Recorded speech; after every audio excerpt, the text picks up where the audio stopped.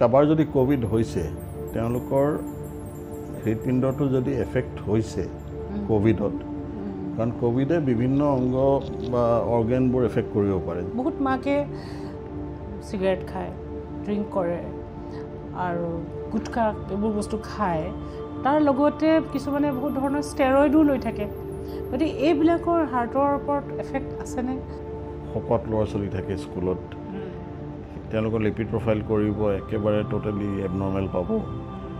blood প্ৰেছাৰটো চাব যাৰ আমি নৰ্মেলি নাচাওঁৱে ব্লাড প্ৰেছাৰটো চালে হাই ব্লাড প্ৰেছাৰ পাব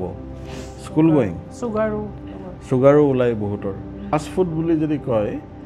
আপুনি ক্লাছিকেল ফাষ্ট ফুড